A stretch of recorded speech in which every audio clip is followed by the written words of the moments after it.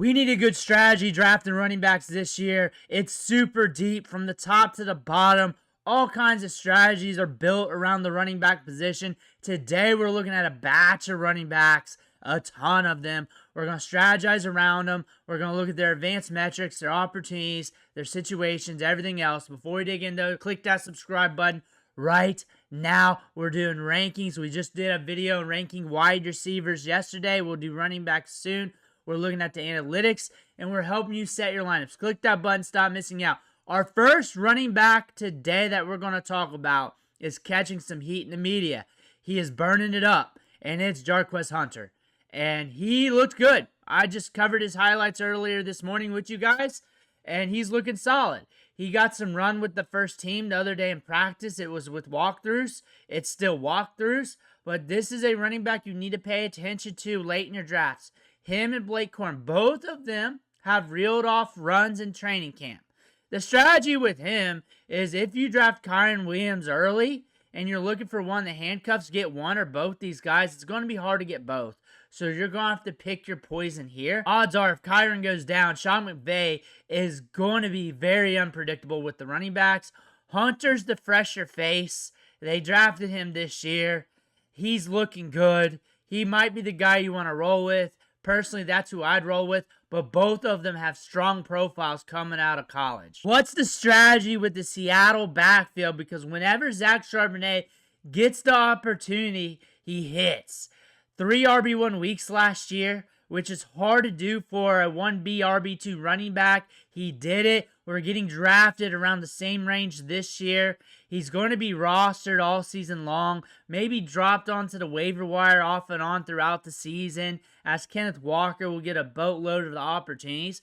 But remember, whenever he gets the opportunity, everybody's going to rush to him off the waiver wire and spend up all their fab. If you got Kenneth Walker, it's going to be hard to go 5 to 6 rounds later and get Zach Charbonnet due to the price tag. Are you getting Kenneth Walker knowing the injury history? Or are you fading and just going Zach Charbonnet to that point? That way, if you're betting against the injury history, then you're just going to double down on it with Zach Charbonnet. He's solid. He's a good running back. He was good at Michigan. He was good at UCLA. He's solid when he gets opportunities. That's something you could look at because he's also in the back of the dead zone right now with some other veteran running backs, but there's also some upside running backs in his range, plus a few rounds after him. Zach Moss is no longer with the Bengals. Taj Brooks is a running back to pay attention to. They do have Samaje Perine, but if you're looking for upside, a guy that could be a league winner down the stretch, Taj Brooks is a player to pay attention to, and he might be somebody you're watching off the waiver wire all season long. You're watching the touches. You're seeing what's happening with him. Chase Brown's the man, but it's the running back position. Things happen, and you got to look at the next man up. They drafted Taj Brooks in the 6th round this year. Good size, adjusted athleticism, good production out of Texas Tech. He could be a guy that takes over when given the opportunity. Super cheap, not even getting drafted on Underdog. You don't have to draft him. You do have to know the name. You do have to know the backfield. Krosky Merritt keeps lighting it up. Saw a few more highlights this week. He should be getting some opportunities somewhere down the line this season.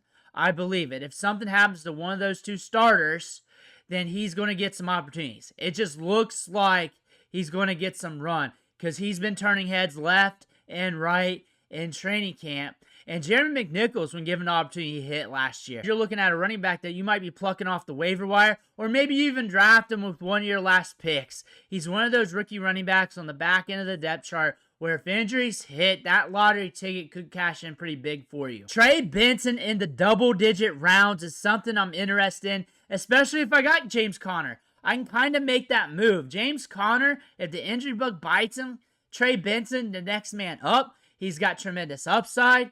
Second-year player, 4.3 speed. If given the opportunity to work, he could go off. He's in his second year. Could blow up. He's super cheap. If he doesn't, no big deal. I can drop him. I would not think twice about it. This time next year, I won't even remember him not hitting. There's no risk here. It just makes sense. And when you look at him versus some of the other rookies, he's a little bit cheaper too. And he's in year 2. And we know what needs to happen. It's just attrition which is the same with a lot of other players in this range. There are not many running backs at this stage in the draft, in the double-digit rounds, that can give you some stability.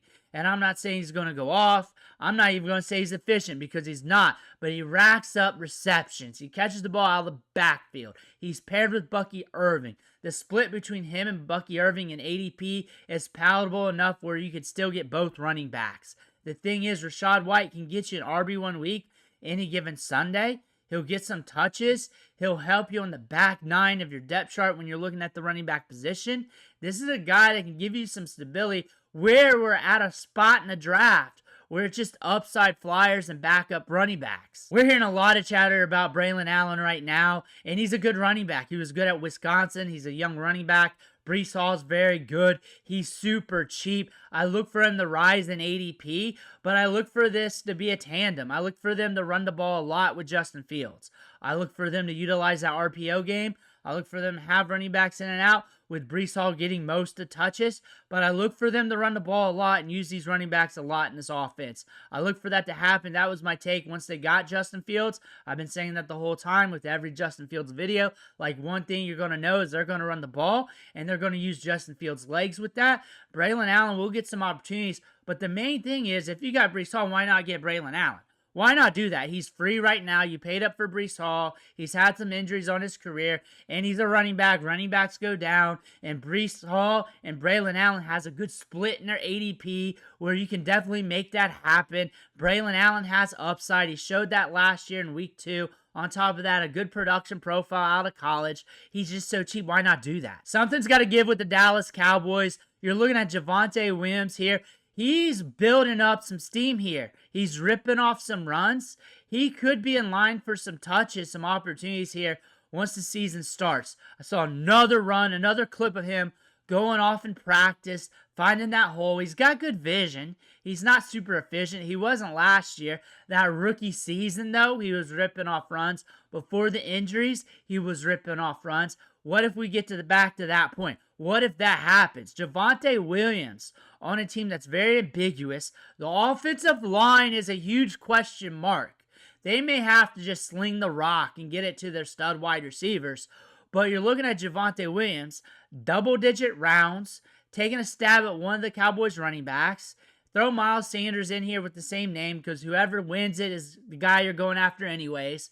But look at the Cowboys' backfield, because there's opportunity here. I'm seeing some highlights on Jordan Mason through training camp. He's looking good. He's a stout running back. This is a team that operates at a fast pace of play. They run a lot of plays on offense. And what we like is J.J. McCarthy. He's killing it in training camp. They're going to keep the chains moving. Justin Jefferson, Jordan Addison, Hawkinson, they got a lot of bullets in the chamber. They keep the chains moving. I even know he's the RB2 on this team.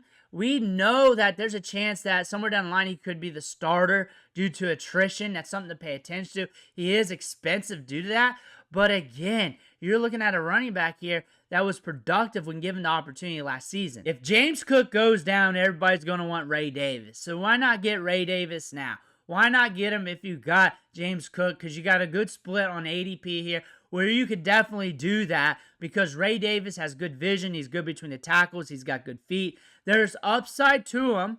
If something happens to James Cook, he's already shown that as a rookie. They used him in the passing game. He's not tremendously efficient, but maybe with more touches and opportunities that could head that way. They could lean on him more this season anyways. But Ray Davis, as a cheap get in the double-digit rounds, especially as a handcuff to Cook, why not? He's turning heads in camp. He's making plays. The highlight reels are cooking. He's looking solid. They're using him in the passing game. He's making big plays downfield in the passing game. And he looks like a rookie running back, especially at this price tag. And he's rising in ADP right now, where people are putting their money on him more and more every single day. Cam Skadaboo could be that player that makes a huge impact for your fantasy team. A cheaper rookie running back that could come out of nowhere, be that dark horse for you, and help turn your roster around when need be. Joe Mixon's banged up, and you're looking at Nick Chubb. Nick Chubb has been banged up pretty much like the last 2 seasons.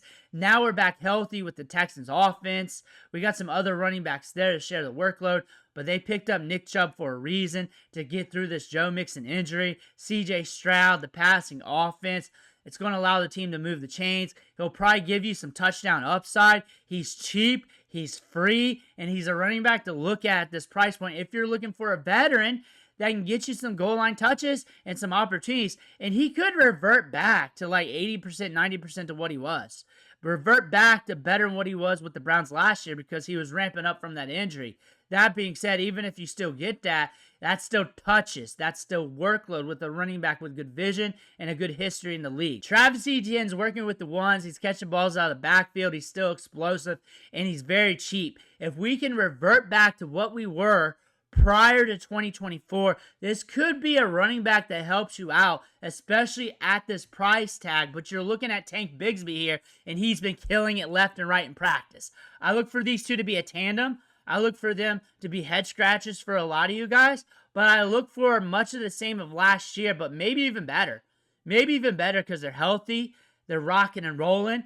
Tank Bigsby feels like he's getting better every year. His rookie season sucked. Last year, he was coming along. Maybe he's coming along even more and developing. He's a big physical runner who can hammer it between the tackles. Tank Bigsby has some upside, and he's cheaper. And he's 3 to 5 rounds cheaper depending on the league and your format. Looking at the big dog here, Bijan Robinson, good in the passing game, getting a lot of targets, running a lot of routes, running almost 20 routes per game. Michael Penix there, that could be a good change of pace for him. He was hefty when it came to production on the back nine of his season, multiple RB1 weeks, and this guy's being drafted as the first running back off the board. He's electric, he's smooth. He should be one of the top running backs selected between him, Saquon, Jahmyr Gibbs. Just pick your poison. Chase Brown is electric. He gets you multiple RB1 weeks. You're catching him around round 3, and that could be a little bit higher in traditional home league drafts. But you're looking at RB11 off the board, and you got a running back that averaged 16.1 fantasy points per game, getting used in the passing game, and can go nuclear on any given Sunday with that upside on a Bengals team that's going to be in a lot of shootouts, and he's going to be on the field getting work in the passing game. As long as he's healthy and on the field, he's going to be good to go for you. We love R.J. Harvey. The upside's immense. I look for him to lead the Broncos in opportunity out of this backfield. J.K. Dobbins, the Mark Ingram, he's going to be the Alvin Kamara. Sean Payton loves him, and he's rising in ADP. Right now, RB21 off the board, but that's going to be around 15-ish to 20-ish range. Home league drafts maybe a little bit cheaper since he's a rookie, but you better get on him before the price gets too high. Jalen Wright's an upside running back with good 4.3 speed. We want to see what happens with him this year. He's very cheap. If you want to go with a cheap dart throw, go ahead. Achen's going to get most of the work. They also got some other running backs in there. Alexander Madison was a sneaky pickup. We want to see how he forms to the depth chart, but we're watching Jalen Wright as a dart throw lottery ticket option. But this is also an area of the draft where you have a bunch of other lottery ticket options to look at the running back position. Jaden Blue is a lottery ticket running back that could go off this year. He's breaking off a lot of runs. He's looking smooth. He's got that 4.3 speed. He's getting work in the passing game. His value is climbing, and I would not be surprised if there's attrition or changes with the running back depth chart for the Dallas Cowboys. He's probably going to get the opportunity later this season. Possibly. He's also come along very good. The coaching staff's talking about him. Shoddy's talking him up. Jaden Blue is a running back here. If you're looking at cheap rookies, is a guy with a ton of upside. If you don't care about upside and you just want a steady running back with a few big-time weeks to his belt, Tony Pollard. He's going to be getting that work. He's going to be getting opportunities. He's good week in and week out. There are very few weeks where he busts on you, but he'll give you a lot of RB2 weeks in between there. Cam Ward is a hustler. He's looking good on the field, spreading the ball around. Tony Pollard is going to acclimate well with that. This offense is going to look better once everything acclimates. He's cheap. He's in the middle of that dead zone area, but he's also a consistent RB2, RB3 for your team. I love upside rookies. I love Caleb Johnson. He's eventually going to take over this backfield. You definitely see that in the camp clips. You see that with the rushing production out of college. Jalen Warren's still there, but Caleb Johnson is a dog, and they drafted him to take a lot of work, take a lot of touches. He's going to be the focal point of this run game. He's going to be the focal point of this team. That's going to be sooner than later, but can you hold on and wait during the ramp up? Because it ain't going to be day one. It's going to take some time. You're going to have to wait on him a little bit, and you're in the area of the draft where you could pivot to David Montgomery, James Conner, R.J. Harvey, or maybe even Isaiah Pacheco. But that rookie premium is there, because if he hits, he's going to hit hard. I would not be surprised if he finishes as a top 5 running back this year. Najee Harris has been out. He could be back anytime. I don't know. But Aaron Hampton looks like the real deal right now. He's climbing in ADP. And if you like Ashton Genty, but you feel like he's too rich for you, how about Aaron Hampton? You can get a stud running back, go stud wide receiver, maybe get another wide receiver, get you Aaron Hampton, or go stud running back, stud wide receiver, Aaron Hampton, however ADP rolls out here the next few weeks. But he's going to get the opportunity. He's going to get those touches. He's got speed to burn. He's with a team that's going to move the chains. He's got a good quarterback. And this is a running back that's going to look good early in his career. Those are the running backs that we're looking at today. Let me know who you're looking to draft in the comments below. I want to thank you for watching. Catch you on the next video.